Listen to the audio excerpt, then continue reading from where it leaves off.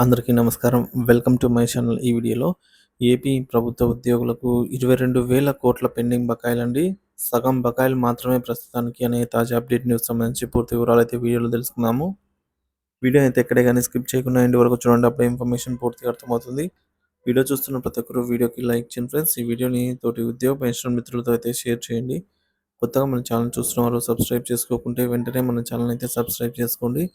So దీని ద్వారా నేను చేసే లేటెస్ట్ వీడియోస్ అన్నీ మీ వరకు రీచ్ అవుతాయి. ఆలస్యం చేయకుండా వీడియోలోకి తెలుపుదాము. ఫ్రెండ్స్, ఇక విషయానికి వచ్చినట్లయితే 12వ పీఆర్సీపై పీడీఎఫ్ వాయిదా తీర్మానం.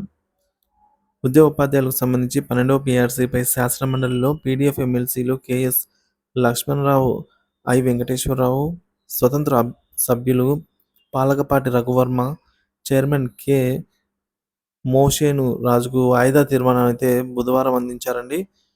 సో 12వ పీఆర్సీ కమిషన్ను గత ప్రభుత్వం నియమించలేదని అన్నారు.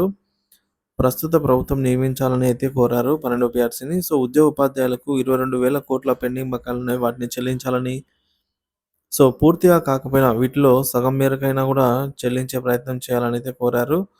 కాంట్రాక్ట్ ఉద్యోగుల రెగ్యులరైజేషన్ ప్రక్రియ మధ్యలో ఆగిందని, సో దీనిని కొనసాగించాలన్నారు. ఈ అంశం చర్చకు అనుమతించబోమని పీడీఎఫ్ సభ్యులు ఇచ్చిన వాయిదా తీర్మానాన్ని చైర్మన్ తిరస్కరించారండి.